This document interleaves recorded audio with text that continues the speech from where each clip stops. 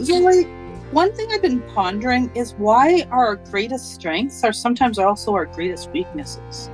You know that they can be opposites, and it can be very similar, such as what if our greatest strength is our ability to speak out? Well, are we going to be speaking out at times that we should shut up? Yeah, we usually do because we get self-esteem from our strengths, and we should. We should get self-valuation and self-esteem from our strengths. But many times we can use them to bully ourselves or others into submission when we're feeling insecure. And I've been thinking a lot lately, and I think we talked a couple weeks ago about how two things that are opposite can both be true. And I think this is one of those things. It depends on the situation, it depends on what you're doing, who's involved. But our greatest weakness can also give us humility, and we can gain strength from that. Even though it seems impossible to have it both be a strength and a weakness, it really does fit because of how it plays out throughout our lives. That's a good point, how it plays out. Because we tend to act and then wait and see what's going to happen, what effect did our act have. And sometimes the waiting is really important. In other words, I like to say to myself and others, do you have the ability to wait?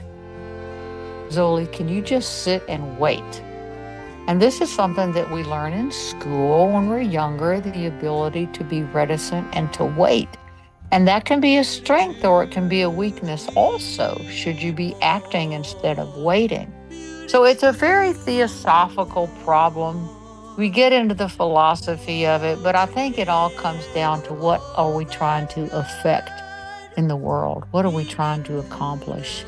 And kindness is always, always the value system that attaches us to a good outcome.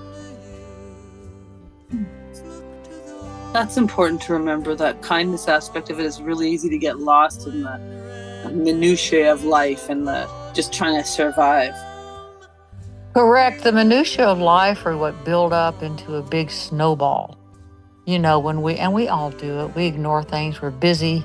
We're doing this. We're doing that. The kids are trying to get to school. We're trying to fix breakfast. Things have been building up. We meant to talk about, and this happens every day for 5 days a week. Then on the weekend, yeehaw, here it comes. Yeah. The big thing we've been avoiding. But so what? Maybe that's the only time it come out. You know, Tom and I, my husband and I, have been talking lately that we've noticed with each other that we're letting chill happen a lot more. It's like, so what? It's that wonderful spiritual shrug I addressed last week, or the last convo that we had, the last radio show. And I think that I saw a Russian Orthodox priest do that, where he just shrug. It's like, so what? Let it go. You know, let it happen. I wish some of the world leaders would do that. Yes, more chill is needed. Wouldn't that be cool? I hope we come to that place because, you know, how are we ever going to stop war when we can't be civil with one another, even our neighbors? That's true. And sometimes war is necessary. Sometimes it has to happen for the betterment of things. It's not always horrible, even though the act of it is horrible. And I think if we start at our home situation with not making war on ourselves first, and then looking for justification second, I think that's a good start. And then we go out to our neighborhood, our workplace, our community, our country, our world. So it comes and goes. I think we're getting better at it. I think there's a lessening of things, even though there's a lot of saber rattling. But I'm a Pollyanna. I really believe in the goodness of things and of people. And I think what we all have in common on this planet, no matter who we are, unless we're just crazy, awful human beings, and there are a few, but we all want peace of mind. We want kindness. We want love. We want affection. We want comfort. We want kindness. We want what we believe God's world was intended to be.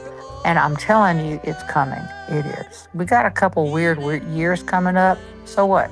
We'll get past it. A lot of things will come up and we'll fix it. Weird doesn't have to be bad. And what a reasonable approach to just bring it back to kindness and back to ourselves. Because how often are we picking a fight with somebody else because we're really bothered about something inside ourselves? Oh boy, do I call myself on that one. That is so true. That is so true. I let stuff build up in girl brain, and my poor husband, who just sat down, he's working, he's sitting down, fed him dinner, and he's watching something on TV. And I'm like, by the way, Right. what you shouldn't do is throw stuff at your husband at night. Talk to him in the morning, by the way, ladies. It's a lot easier. But why didn't I think about this more? I'm getting better at that. But he sees the missiles coming. And being a military guy, he knows how to deflect from those. Usually by wisely pretending he couldn't hear me, which is smart. That's a clever way for sure. We have to manage ourselves.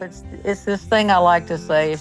If we can't control what comes out of our mouth, we can't control what we put in it. And if we can't control what we put in it, what coming out of it may not be good either. So that little dichotomy there, it's all about self-control. It's about reticence of behavior and kindness. What happens with kindness? Our heart becomes less acidic. Our emotions become less acidic. They don't grate on us. It's not the fingernails on the chalkboard. It's not the explosions. Kindness is peace of mind. And if we can do that for a few minutes, then we can extend that hopefully into some sort of methodology where we practice it. I'll give you an example. Things have been absolutely busy, crazy here in Montana. It's the end of our summer. And of course, our summers are very, very short up here at this elevation. And I thought, the only thing that's keeping me sane right now are my things I do during the day that are repetitive. I get up, I do the same things for a little bit every morning. And then during the day, there's a couple times I'll do the same things. Those are my stop signs to say, this is normalcy. This is what keeps me on track. I can be creative and I can vary that a little bit, but these are healthy things that keep me moving and on track. I don't know if that works for other people, but it certainly does work for me. So it's really cool to be able to find some things in your day that bring you back to your pattern. What is your pattern and what is your plan? And how can you elongate that to give you comfort? Because it is comforting to know if you have a plan and you have to do some of the same things every day. It's really good advice. However, I can see myself twisting it into some of the negative patterns that might bring me comfort. So how do you suggest people, don't let that pattern become one of their greatest weaknesses? Well, if you figure it out, let me know. Because you and I say on Zilliard, we don't give you any answers. We just give you more stuff to think about to drive you absolutely insane. I think both is true. I certainly have negative things that I do. It's interesting. With real addiction, you can do neurological tests. I guess they're electromagnetic. I don't know what they do. I'm not a doctor. To where they can look in your brain and see what neurotransmitters and what nerves light up if you're shown something that you believe your addictive behavior is. And so then they can say, well, that really, really is an addictive. That is what lights you up. But usually these things are we're just wanting to comfort ourselves.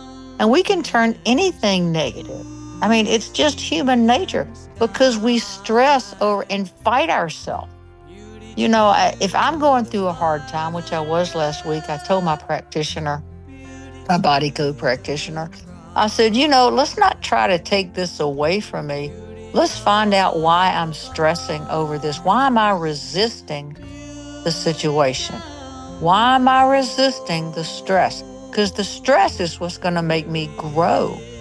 And the next time this comes up, it won't be as stressful because I will have a neurological pattern and an emotional pattern, hopefully, that says this is how you do it. So that's how growth and change can happen.